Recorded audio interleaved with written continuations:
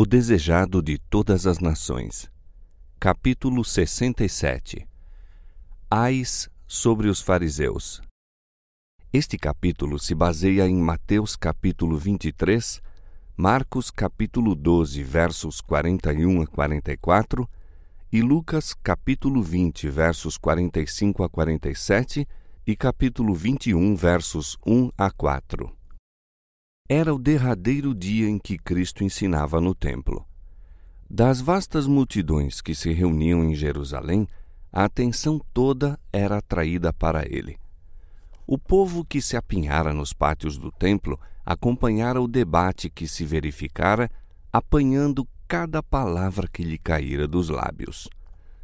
Nunca dantes fora testemunhada uma cena igual. Ali se achava o jovem Galileu, não ostentando nenhuma honra terrena nem nenhuma insígnia real. Ao redor dele achavam-se sacerdotes em seus ricos paramentos, príncipes com as vestes e insígnias indicadoras de sua alta posição, e escribas segurando rolos aos quais faziam frequentes referências. Jesus permanecia entre eles, sereno, com a dignidade de um rei. Como alguém que se acha revestido de celeste autoridade, olhava imperturbável seus adversários, os quais lhe davam rejeitado e desprezado os ensinos e tinham-lhe sede à vida. Haviam-no assaltado em grande número, mas foram vãos seus planos para o enredarem e condenarem. Repto após repto, tivera ele de enfrentar, apresentando a pura, luminosa verdade em contraste com as trevas e os erros dos sacerdotes e fariseus. Expusera perante esses guias seu verdadeiro estado e a retribuição que se seguiria infalivelmente à persistência em suas más ações. A advertência fora dada fielmente, contudo, outra obra restava a Cristo. Outro desígnio se devia ainda cumprir. O interesse do povo em Cristo e sua obra crescera constantemente. Estavam encantados com seus ensinos, mas, por outro lado, grandemente perplexos. Haviam respeitado os sacerdotes e rabis por sua inteligência e aparente piedade. Em todos os assuntos religiosos, sempre tinham rendido implícita obediência à autoridade deles. Todavia, agora viam esses homens procurando desacreditar Jesus, mestre cuja virtude e conhecimento fulguravam mais a cada novo assalto. Olhando para as abaixadas frontes dos sacerdotes e anciãos, aí viam derrota e confusão.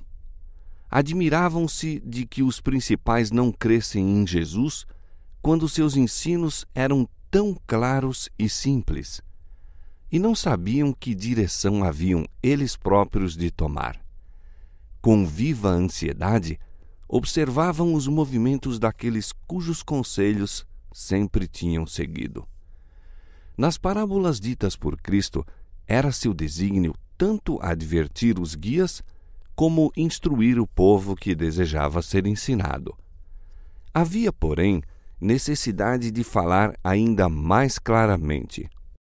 Devido à sua reverência pela tradição e sua fé cega num sacerdócio corrompido, achava-se o povo escravizado. Essas cadeias devia Cristo quebrar. Era preciso expor mais plenamente o caráter dos sacerdotes, principais e fariseus. Na cadeira de Moisés, disse ele, estão assentados os escribas e fariseus. Observai, pois, e praticai tudo o que vos disserem, mas não procedais em conformidade com as suas obras, porque dizem e não praticam. Os escribas e fariseus pretendiam achar-se investidos de divina autoridade idêntica à de Moisés. Arrogavam-se seu lugar como expositores da lei e juízes do povo. Como tais, exigiam do mesmo a mais completa deferência e submissão.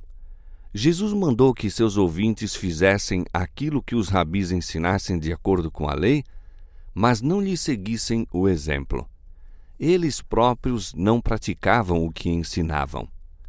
e ensinavam muito que era contrário às Escrituras. Disse Jesus: atam fardos pesados e difíceis de suportar e os põem aos ombros dos homens. Eles, porém, nem com o dedo querem movê-los. Os fariseus impunham uma multidão de regulamentos com base na tradição, os quais restringiam irrazoavelmente a liberdade pessoal. E certas porções da lei explicavam de maneira a impor ao povo observância que eles próprios, secretamente, passavam por alto e das quais, quando convinha aos seus desígnios, pretendiam, na verdade, estar isentos. Fazer ostentação de sua piedade, eis seu constante objetivo. Coisa alguma era considerada demasiado sagrada para servir a esse fim. Deus dissera a Moisés com referência às suas ordenanças: também as atarás por sinal na tua mão e te serão por testeira entre os teus olhos. Essas palavras têm profunda significação. À medida que a palavra de Deus é meditada e posta em prática, o homem todo é enobrecido. Num trato justo e misericordioso, as mãos revelarão como um selo os princípios da lei divina. Conservar-se-ão limpas de suborno e de tudo quanto é corrompido e enganoso. Serão ativas em obras de amor e compaixão. Os olhos, dirigidos para um nobre fito, serão limpos e leais. O semblante expressivo, o eloquente olhar, testificarão do irrepreensível caráter daquele que ama e honra a palavra divina. Pelos judeus dos dias de Cristo, porém, todas estas coisas não eram discernidas. O mandamento dado a Moisés fora interpretado no sentido de que os preceitos da Escritura deviam ser usados sobre o corpo. Eram, portanto, escritos em tiras de pergaminho e presos muito ostensivamente em torno da cabeça e dos pulsos. Isso, porém, não fazia com que a lei de Deus se firmasse mais na mente e no coração. Esses pergaminhos eram usados meramente como insígnias para chamar a atenção. Supunha-se que davam aos que o usavam um ar de devoção que imporia reverência ao povo. Jesus desferiu um golpe nessa vã pretensão. Fazem todas as obras a fim de serem vistos pelos homens, pois trazem largas filactérias e alargam as franjas de seus vestidos e amam os primeiros lugares nas ceias e as primeiras cadeiras nas sinagogas e as saudações nas praças e os serem chamados pelos homens Rabi, Rabi. Vós, porém, não queirais ser chamados Rabi, porque um só é o vosso mestre, a saber, o Cristo, e todos vós sois irmãos. E a ninguém na terra chameis vosso Pai, porque um só é o vosso Pai, o qual está nos céus. Nem vos chameis mestres, porque só um é o vosso mestre, que é o Cristo. Em palavras assim positivas, revelou o Salvador as ambições egoístas que sempre buscavam lugar e poder, exibindo uma fictícia humildade, enquanto o coração estava cheio de avareza e inveja. Ao serem as pessoas convidadas a um banquete, colocavam-se os convivas segundo sua posição, e aqueles a quem se concedia o mais honroso lugar eram objeto de maiores atenções e favores especiais. Os fariseus sempre estavam manejando para assegurar-se essas honras. Esse costume Jesus censurou. Reprovou também a vaidosa ostentação de cobiçar o título de rabi ou de mestre. Esse título, declarou, não pertencia a homens, mas a Cristo. Sacerdotes, escribas e príncipes, expositores e ministradores da lei, eram todos irmãos, filhos do mesmo Pai. Jesus ensinou positivamente o povo a não dar a nenhum homem um título de honra que indicasse possuir ele domínio sobre sua consciência ou sua fé. Se Cristo se encontrasse hoje na terra, rodeado pelos que usam o título de reverendo, reverendíssimo, não repetiria suas palavras? Nem vos chameis mestres, porque um só é o vosso mestre, que é o Cristo? A Escritura declara a respeito de Deus: santo e tremendo, reverendo, dizem outras versões, é o seu nome. A que ser humano cabe esse título? Quão pouco revela o homem da sabedoria e da justiça que o mesmo indica?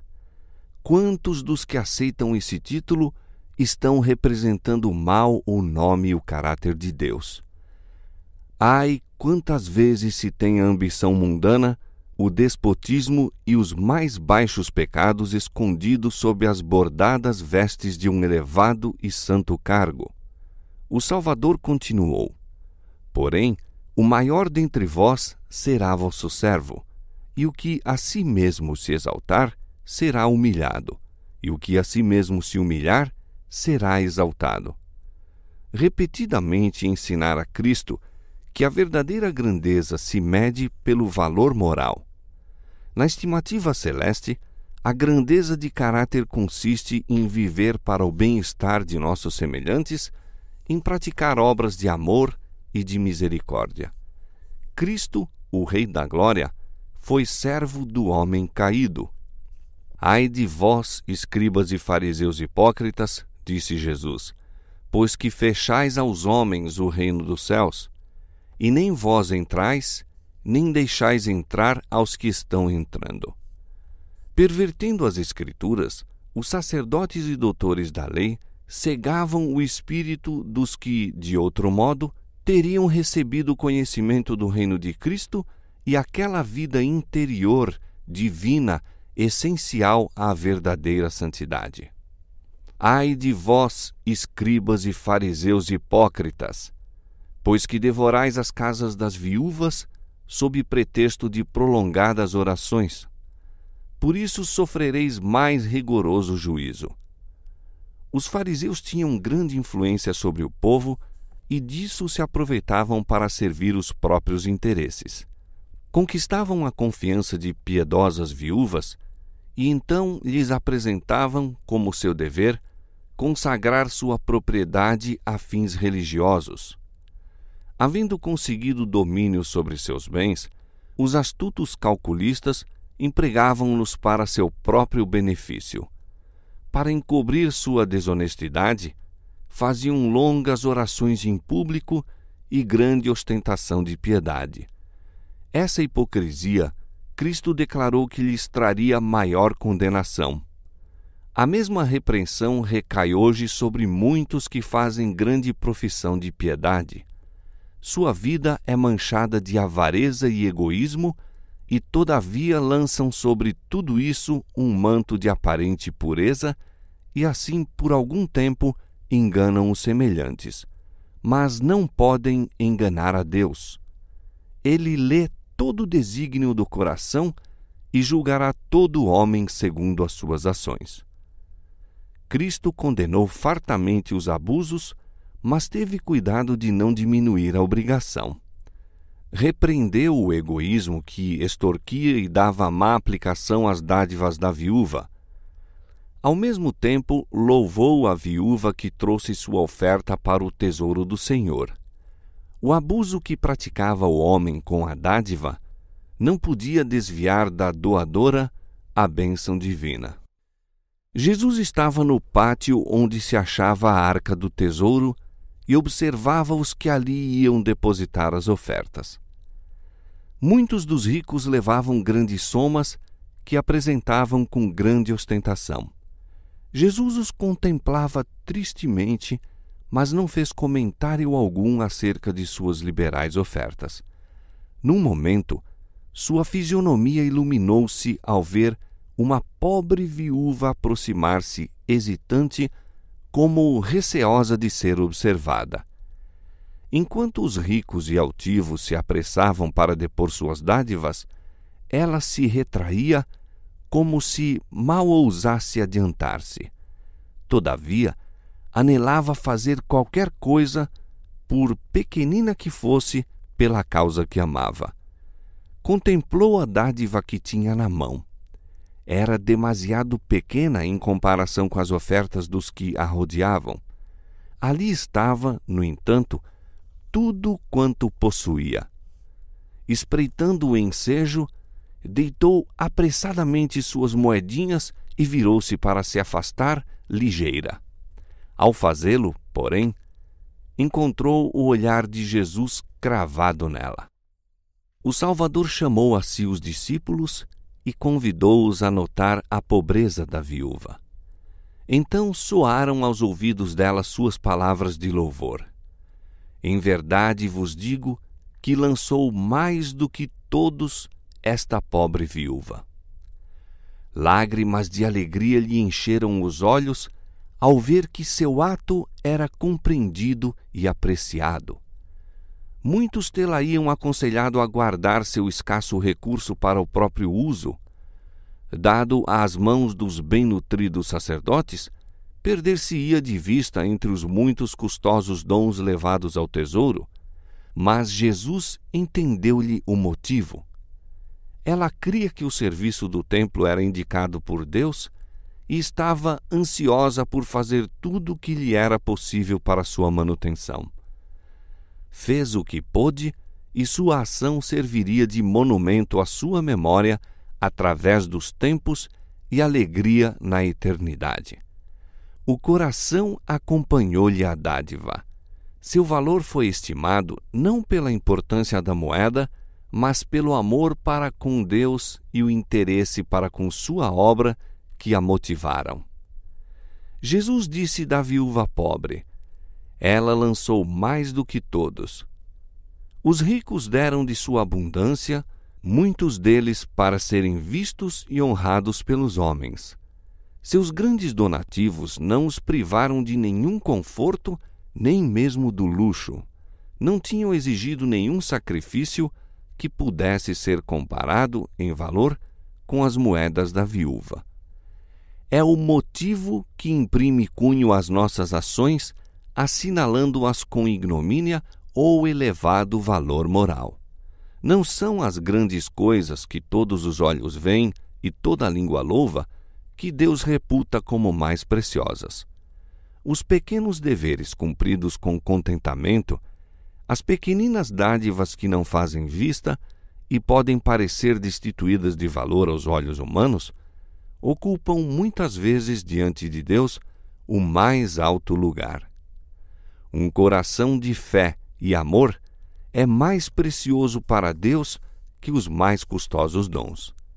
A viúva pobre deu sua subsistência para fazer o pouco que fez. Privou-se de alimento para oferecer aquelas 2 moedinhas à causa que amava. E fê-lo com fé, sabendo que seu Pai Celestial não passaria por alto sua grande necessidade. Foi esse espírito abnegado e essa infantil fé que abriu o louvor do Senhor. Existem entre os pobres muitos que anelam manifestar gratidão para com Deus por sua graça e verdade. Desejam ardentemente tomar parte, com seus irmãos mais prósperos, na manutenção de seu serviço. Essas almas não devem ser repelidas. Permita-se-lhes pôr suas moedas no banco do céu. Dadas com o coração cheio de amor para com Deus, essas ninharias aparentes tornam-se dádivas consagradas, inapreciáveis ofertas que Deus aprova e abençoa. Quando Jesus disse da viúva que ela lançou mais do que todos, suas palavras eram verdadeiras não somente quanto ao motivo, mas no que respeita aos resultados da oferta. As 2 pequenas moedas correspondentes a 1 quadrante têm trazido ao tesouro do Senhor uma quantia muito superior às contribuições daqueles ricos judeus. A influência daquela pequenina oferta tem sido como um rio, pequeno ao começo, mas que se amplia e aprofunda à medida que corre através dos séculos. Tem contribuído por 1000 maneiras para alívio dos pobres e disseminação do Evangelho. Seu exemplo de sacrifício tem agido e tornado a agir sobre milhares de corações em todas as terras e em todos os séculos. Tem sido como um apelo dirigido a ricos e pobres, e as dádivas destes avolumaram o valor da oferta da viúva. A bênção divina sobre as suas moedas tem feito delas fonte de grandes resultados. Assim quanto a todo dom oferecido e todo ato realizado com sincero desejo de promover a glória de Deus. Liga-se aos desígnios do Onipotente. Seus resultados para o bem não podem ser calculados por homem algum. O Salvador continuou suas acusações aos escribas e fariseus. Ai de vós, condutores cegos, pois que dizeis, qualquer que jurar pelo templo, isso nada é, mas o que jurar pelo ouro do templo, esse é devedor. Insensatos e cegos, pois qual é maior, o ouro ou o templo que santifica o ouro? Aquele que jurar pelo altar, isso nada é, mas aquele que jurar pela oferta que está sobre o altar, esse é devedor. Insensatos e cegos, pois qual é maior, a oferta ou o altar que santifica a oferta? Os sacerdotes interpretavam as reivindicações divinas segundo sua própria norma falsa e estreita. Presumiam fazer justas diferenças quanto à relativa culpa de vários pecados, passando levemente por alto alguns e tratando outros, talvez de menos consequência, como imperdoáveis. Por considerações monetárias desculpavam pessoas de seus votos e por grandes somas de dinheiro passavam por alto graves crimes. Ao mesmo tempo, esses sacerdotes e príncipes, em outros casos, proferiam severo juízo por ofensas triviais. Ai de vós, escribas e fariseus hipócritas, pois que dizimais a hortelã, o endro e o cominho, e desprezais o mais importante da lei, o juízo, a misericórdia e a fé. Deveis, porém, fazer estas coisas e não omitir aquelas. Nessas palavras, Cristo torna a condenar o abuso das obrigações sagradas.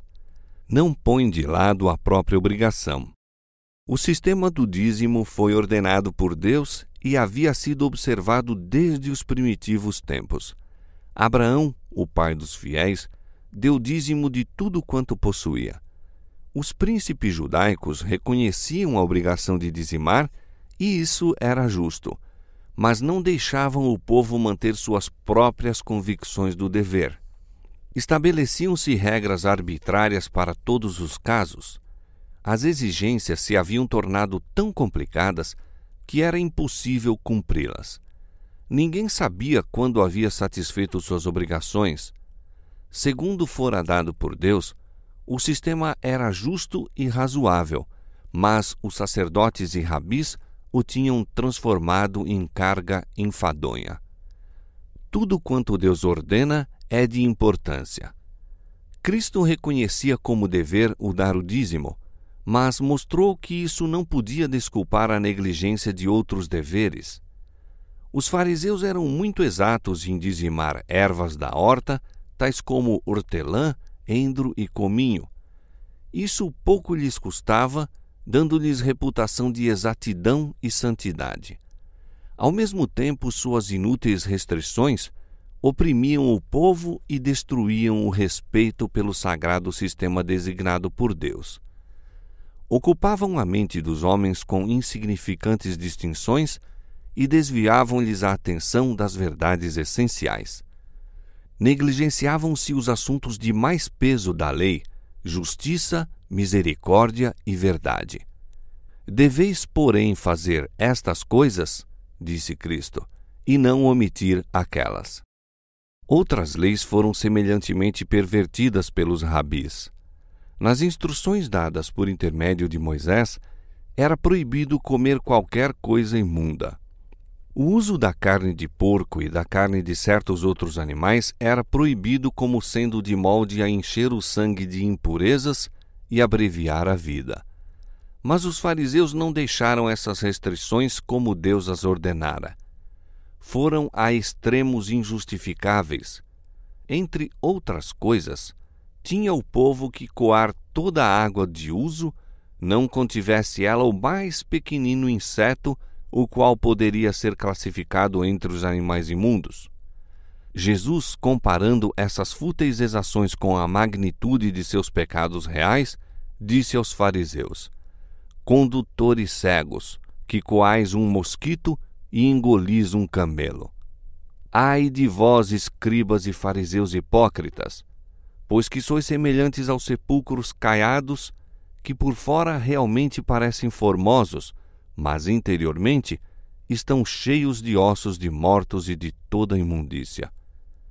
Como os branqueados sepulcros, belamente ornamentados, ocultavam os putrefatos restos no interior, assim a aparente santidade dos sacerdotes e príncipes escondia a iniquidade.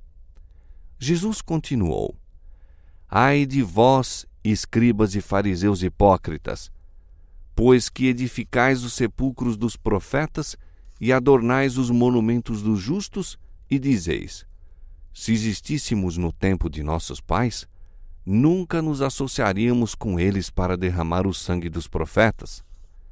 Assim, vós mesmos testificais que sois filhos dos que mataram os profetas.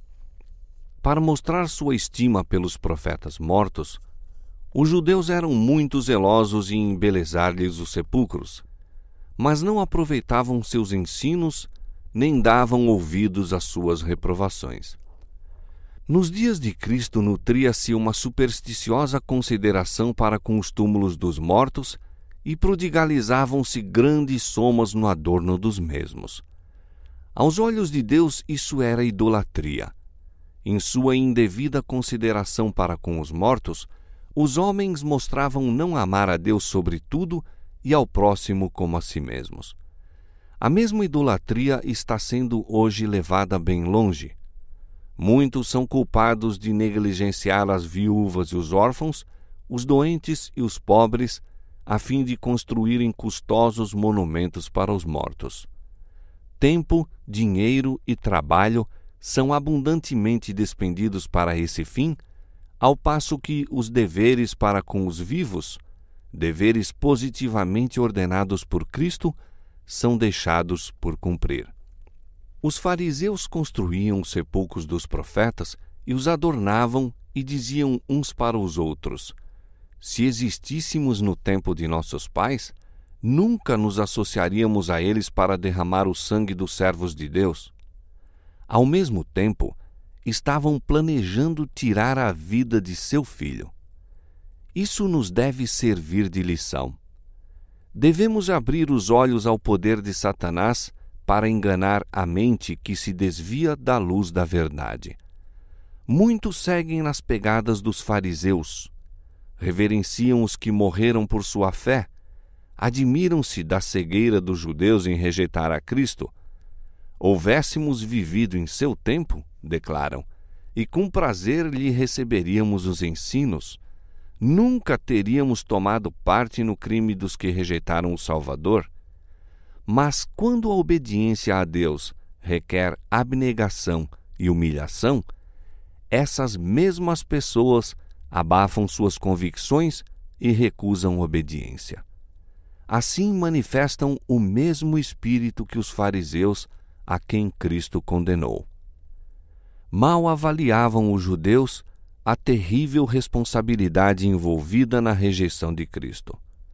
Desde o tempo em que foi derramado o primeiro sangue inocente, quando o justo Abel caiu pela mão de Caim, repetira-se a mesma história com progressiva culpa.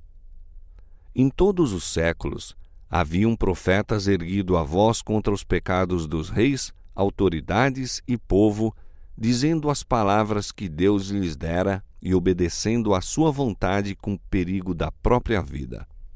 De geração para geração, se estiver acumulando uma terrível punição contra os rejeitadores da luz e da verdade. Essa os inimigos de Cristo estavam então atraindo sobre as próprias cabeças. O pecado dos sacerdotes e principais era maior que o de qualquer geração anterior. Por sua rejeição do Salvador, estavam se tornando responsáveis pelo sangue de todos os justos mortos, desde Abel até Cristo. Estavam prestes a fazer transbordar sua taça de iniquidade, e dentro em pouco lhe seria ela derramada sobre a cabeça em juízo de retribuição. Disso os advertiu Jesus: para que sobre vós caia todo o sangue do justo que foi derramado sobre a terra, desde o sangue de Abel, o justo, até o sangue de Zacarias, filho de Baraquias, que matastes entre o santuário e o altar. Em verdade vos digo que todas estas coisas hão de vir sobre esta geração. Os escribas e fariseus que escutavam Jesus sabiam que suas palavras eram verdadeiras. Sabiam como fora morto o profeta Zacarias. Enquanto as palavras de advertência vindas de Deus se achavam em seus lábios, uma fúria satânica apoderou-se do rei apóstata e, por sua ordem, foi morto o profeta. Seu sangue assinalara as pedras do próprio pátio do templo e não pôde ser apagado. Ali ficou para dar testemunho contra o apóstata Israel. Enquanto o templo existisse, ali estaria a mancha daquele sangue justo, clamando a Deus por vingança. Ao referir-se Jesus a esses terríveis pecados, um arrepio de horror passou pela multidão. Antevendo o futuro, declarou Jesus que a impenitência dos judeus e a intolerância para com os servos do Senhor seriam futuramente as mesmas do passado. Portanto, eis que eu vos envio profetas, sábios e escribas, e a uns deles matareis e crucificareis, e a outros deles açoitareis nas vossas sinagogas, e os perseguireis de cidade em cidade. Profetas e sábios, cheios de fé e do Espírito Santo, Estevão, Tiago e muitos outros, seriam condenados e mortos. Com a mão erguida para o céu e uma luz divina a circundá-lo, Cristo falou como juiz aos que se achavam diante dele. Sua voz, tantas vezes ouvida em suavidade e súplica, fazia-se agora ouvir em censura e condenação. Os ouvintes tremeram. Jamais se havia de apagar a impressão produzida por suas palavras e seu olhar. A indignação de Cristo era contra a hipocrisia, os crassos pecados pelos quais os homens estavam destruindo a própria alma, enganando o povo e desonrando a Deus. No especioso, enganador raciocínio dos sacerdotes e principais, distinguia ele a operação de forças satânicas. Viva e penetrante fora sua acusação do pecado, mas não proferiu palavras de vingança. Tinha uma santa indignação contra o príncipe das trevas, mas não manifestava nenhuma irritação. Assim, o cristão que vive em harmonia com Deus, possuindo os suaves atributos do amor e da misericórdia, experimentará uma justa indignação contra o pecado, mas não se tomará de paixão para injuriar os que injuriam. Mesmo enfrentando os que se acham movidos pelas forças de baixo para manter a falsidade, em Cristo conservará ele ainda a calma e o domínio de si mesmo. No semblante do Filho de Deus estampava-se divina piedade ao deitar ele um demorado olhar ao templo e depois aos ouvintes. Numa voz agitada por profunda angústia de coração e amargas lágrimas, ele exclamou: Jerusalém, Jerusalém, que matas os profetas e apedrejas os que te são enviados. Quantas vezes quis eu ajuntar os teus filhos, como a galinha ajunta os seus pintos debaixo das asas, e tu não quiseste. É a luta da separação. Na lamentação de Cristo, extravasava o próprio coração de Deus. É o misterioso adeus do longânimo amor da divindade. fariseus e saduceus igualmente emudeceram. Jesus chamou seus discípulos e preparou-se para deixar o templo, não como um vencido e forçado a retirar-se da presença dos adversários, mas como alguém cuja obra está concluída. Retirou-se do conflito vencedor. As gemas da verdade caídas dos lábios de Cristo, naquele dia memorável, foram entesouradas em muitos corações. Para eles começou uma nova corrente de pensamentos, aspirações novas foram despertadas e teve início uma nova época. Depois da crucifixão e ressurreição de Cristo, estas pessoas foram para a frente e cumpriram sua divina missão com a sabedoria e zelo correspondentes à grandeza da obra. Deram uma mensagem que falava aos corações dos homens, enfraquecendo as velhas superstições que haviam por muito tempo feito definhar a vida de milhares. Em face de seu testemunho, as teorias e filosofias humanas tornaram-se quais ociosas fábulas. Poderosos foram os resultados que emanaram das palavras do Salvador àquela turba admirada e cheia de temor no Templo de Jerusalém. Mas Israel, como nação, divorciara-se de Deus. Os ramos naturais da oliveira foram quebrados. Olhando pela última vez para o interior do templo, Jesus disse em patética lamentação: Eis que a vossa casa vai ficar-vos deserta, porque eu vos digo que desde agora não me vereis mais, até que digais: Bendito o que vem em nome do Senhor. Até então, ele chamara o templo a casa de seu pai, mas agora, ao sair o Filho de Deus de entre aquelas paredes, a presença de Deus seria para sempre retirada do templo construído para sua glória. Daí em diante, suas cerimônias seriam destituídas de sentido, uma zombaria seus serviços.